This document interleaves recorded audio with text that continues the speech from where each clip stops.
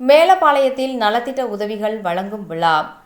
கண்ணியமிகு காயிதே மில்லத் அவர்களின் 129வது பிறந்த நாள் நலத்திட்ட உதவிகள் வழங்கும் நிகழ்ச்சி மேலப்பாளையம் நகர இந்திய யூனியன் முஸ்லீம் லீக் சார்பாக நடைபெற்றது. நிகழ்ச்சிக்கு மேலப்பாளையம் நகர இந்திய யூனியன் முஸ்லீம் லீக் நகர தலைவரும் கவுன்சிலருமான ஹாபிஸ் முஹைதீன் அப்துல் காதர் தலைமை தாங்கினார். நகர செயலாளர் முகமது ஜாகீர் வரவேற்புரை ஆற்றினார்.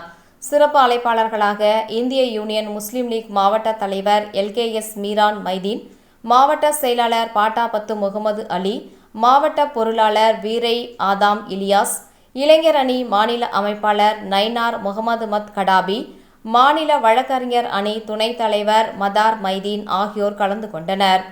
மாவட்ட துணைத் தலைவர் ஷேக் மைதீன், மாவட்ட துணை செயலாளர் அசன் அலியார், சுதந்திர தொழிலாளர் யூனியன் மாவட்ட தலைவர் கராத்தே அப்பாஸ், நகர உலாமாக்கள் அணி செயலாளர் அப்துல்லா மிஸ்பாஹி, நகர உலாமாக்கள் அணி துணைத் தலைவர் முஸ்தாக் அலி, நகர துணை செயலாளர் முகமது ஷுகூர், நகர இளைஞர் அணி செயலாளர் ஜாகிர் உசேன், நகர இளைஞர் அணி பொருளாளர் முகமது இக்ரிமா ஆகியோர் முன்னிலை வகித்தனர். வார்டு நிர்வாகிகள் முகமது உசேன், அபுபக்கர் சித்திக், காஜா பீடி மைதீன், காஜா உசேன், டவுன் பிரைமரி பள்ளி தலைவர் குலாம் மைதீன் மற்றும் நிர்வாகிகள் கலந்து கொண்டனர். முன்னதாக மேலப்பாளையம் அரசு மருத்துவமனை அருகில் உள்ள கொடிக்கம்பத்தில் இந்திய யூனியன் முஸ்லீம் லீக்கத்தின் கொடியேற்றப்பட்டது. அதனைத் தொடர்ந்து மேலப்பாளையம் அரசு மருத்துவமனையில் உள்ள நோயாளிகளுக்கு நல உதவிகள் வழங்கப்பட்டது. தொடர்ந்து ஆரம்ப சுகாதார நிலையத்தில் உள்ள நோயாளிகளுக்கும் நல உதவிகள் வழங்கப்பட்டது. நகர பொருளாளர் மில்லத் காஜா மைதீன் நன்றி கூறினார். சேர்ந்த பெருமக்களே, முதற்கனிய நன்றி கலந்த வணக்கத்தை நான் தெரிவித்துக் கொள்கிறேன். எனக்கு இஸ்லாம் சமுதாயத்து மேல ஒரு பற்றும் ஒரு பாசம் உண்டு. ஏனென்றால் உங்கள் திருமண சடங்குகளுக்கு நான் நிறைய போயிருக்கேன், உங்கள் இறுதி சடங்குகளுக்கு நான் நிறைய பார்த்துருக்கேன். அவ்வளோவே பார்த்தீங்கன்னா சிக்கனமாகவும் சீதனமாகவும் நல்ல முறையில் சீரும் சிறப்புமாக எல்லாம் செய்வீங்க. இன்னைக்கு இந்த காயமில்ல பிறந்தநாளை தம்பி இலியாஸ் அவர்கள் என்னை கூப்பிட்ட போது நான் கொஞ்சம் யோசனை பண்ணேன். பிறகு ஒரு இந்த நாட்டுக்கு தியாகம் பண்ணி சமுதாய வளர்ச்சிக்காக பாடுபட்டவருடைய பிறந்தநாளுக்கு போகிறதுக்கு பற்றி என்ன இருக்குது அப்படின்னு சொல்லி நான் வந்தேன். இங்கே வந்த பிறகு தான் தெரிஞ்சது அவர் பேட்டையில் பிறந்தார், அவர் இவ்வளவு தியாகம் பண்ணியிருக்காருன்னு. எனக்கே இப்போ தான் 60 வயசு 70 வயசு ஆகுது. அவருடைய புகழை பற்றி எனக்கு இப்போ தான் தெரியுது. அவருடைய புகழ் நன்றாக நிலைக்க வேண்டும் என்றால் நீங்கள் அவ்வளோ தூரம் பெரியவர் சொன்னாங்க, கல்விக்கு நிறைய பண்ணியிருக்காங்க, சமுதாயத்துக்கு நிறைய பண்ணியிருக்காங்க. ஆனால் இந்த மேலப்பாளையத்தில் இவ்வளோ பெரிய கூட்டத்தில் நம்ம மாவட்டத்தில் பிறந்து பேட்டை பக்கத்தில் பிறந்தவருக்கு இந்த சமுதாயத்தில் இவ்வளோ கூட்டம் காணாது. அவரை பெண்கள் மத்தியிலும் ஆண்கள் மத்தியிலும் நிறைய அவருடைய புகழை கொண்டு சேர்க்கணும்னு ஆர்வமாக சொன்னீங்க. அதனால் அடுத்த கூட்டத்தில் சீரும் சிறப்பாக கொண்டாட வேண்டி, வீட்டில் இருக்கும்போது ஒரு இந்துவாயிரி, வீட்டில் இருக்கும்போது ஒரு கிறிஸ்டினாயிரி, வீட்டில் இருக்கும்போது இஸ்லாமிய, வெளியிலே வரும்போது மனிதராக வாழ்கள் என்று எல்லாம் நல்ல இறைவனை வேண்டி நான் பிரார்த்தனை பண்ணி நன்றி கூறி எனக்கு பேச வாய்ப்பளிவதற்கு நன்றி கூறி விடைபெறுகிறேன். நன்றி, வணக்கம். தலைவர் காயிதே மில்லத் அவர்கள் திருநெல்வேலி பேட்டையில 1896ஆம் ஆண்டு பிறந்தவர்கள். அவர்கள் பிறந்து அந்த காலத்திலே ஒரு முறை இருந்தது. 1936 வரை காங்கிரசிலும் இருந்து கொள்ளலாம், முஸ்லீம் லீக்கிலும் இருந்து கொள்ளலாம். 2 கட்சியிலே உறுப்பினராக இருந்து கொள்ள முடியும்.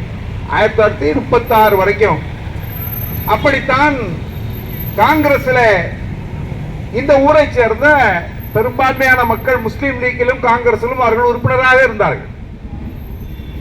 அப்படி இருந்த போது 1921ஆம் ஆண்டு திருநெல்வேலியிலே ஒரு காங்கிரஸ் மாநாடு, இன்றைக்கு இருக்கக்கூடிய தைப்பூச மண்டபத்துக்கு அருகில் ஒரு மாநாடு.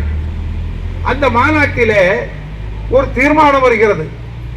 என்ன தீர்மானம் என்று சொன்னால், இந்தியாவிற்கு பரிபூரண சுதந்திரம் தர வேண்டும். ஆங்கிலேயர்களிடத்தில் சென்று, துரையிடத்தில் சென்று மனு கொடுத்து, கோரிக்கை கொடுத்து, அந்த கோரிக்கையினுடைய அடிப்படையில் நாம் இந்த நாட்டிலே வாழக்கூடாது, நாம் தான் இந்த நாட்டை ஆள வேண்டும், நம்முடைய பிரதிநிதிகள் தான் நம்மை வழிநடத்த வேண்டும் என்று சொல்லி பரிபூர்ணமான சுதந்திரம் தான் வேண்டும், ஆங்கிலேயர்களுக்கு மனு கொடுக்கக்கூடிய வேலைகளுக்கு தேவையில்லை என்று சொல்லி கண்ணியத்துக்குரிய தலைவர் காயிதே மில்லத் அவர்கள் ஒரு தீர்மானத்தை கொண்டு வருகிறார்கள். அப்பொழுது அவருக்கு வயது 27 வயது 28 வயது. இந்த தீர்மானத்தை அன்றைக்கு இருந்த காங்கிரஸ் தலைவர்கள் எல்லாம் எதிர்பார்க்கவில்லை. திடீரென்று இந்தியாவிற்கு பரிபூர்ண சுதந்திரம் வேண்டும் என்று சொல்லுகிறார்களே என்று இந்த தீர்மானம் வரும்போது சக்கரவர்த்தி ராஜகோபாலாச்சாரியார், சண்டே அப்சர்வர் பாலசுப்ரமணியம், அன்றைக்கு இருந்த தலைவர்களிலே கொஞ்சம் தீவிரமான அரசியல் போக்குடைய தலைவர்கள், காயிதே மில்லத் முகமது இஸ்மாயில் சாஹிப் அவர்கள், அன்றைக்கு காயிதே மில்லத் கிடையாது, வெறும் முகமது இஸ்மாயில். அன்றைக்கு அந்த நிலைமை வந்த போது சத்தியமூர்த்தி தமிழ்நாட்டுடைய காங்கிரஸ் தலைவராக இருந்தவர்களுக்கு கூட அந்த தீர்மானம் பிடிக்கவில்லை.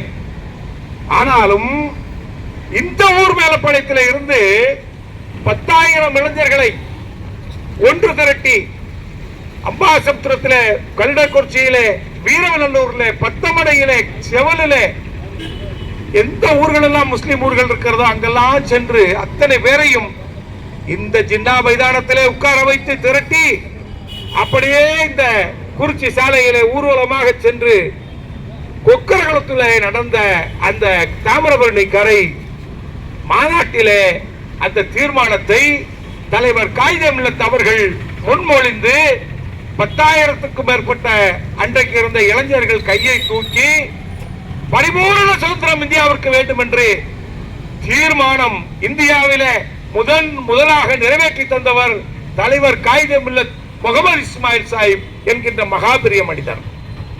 அந்த மனிதர் இந்தியாவிலே இருக்கக்கூடிய இந்துக்கள், முஸ்லிம்கள், கிறிஸ்தவர்கள், சீக்கியர்கள், பார்சிகள் அத்தனை பேரு சொல்லி புழங்கியவர்கள். இந்த நாட்டிற்கு ஆட்சி மொழியாக எது வர வேண்டும் என்று கேட்டால் தமிழ்நாட்டில் இருந்து போனவர்கள் அந்த காலத்திலே ஒரு சில பேர்கள் இந்தி என்றார்கள், சில பேர்கள் ஆங்கிலம் இருந்தால் சரி என்றார்கள். ஆனால் தலைவர் காயிதே மில்லத் முகமது இஸ்மாயில் சாஹிப் அவர்கள் தான் சிறந்த மொழி, ஒப்புயர்வான மொழி. எந்த மொழி என்று சொன்னால் இலக்கண இலக்கியங்கள் நிறைந்த மொழி, என்னுடைய தாய்மொழி தமிழ் மொழி. அந்த மொழிதான் பழமையான மொழி என்கின்ற அடிப்படையிலே நீங்கள் ஒரு வெயிட்டேஜ் வைத்திருந்தால் தமிழை நீங்கள் ஆட்சி மொழியாக்க வேண்டும் என்று அரசியல் நிர்ணய சபையிலே அவர்கள் முழங்கியவர்கள், மறந்துவிடக் கூடாது.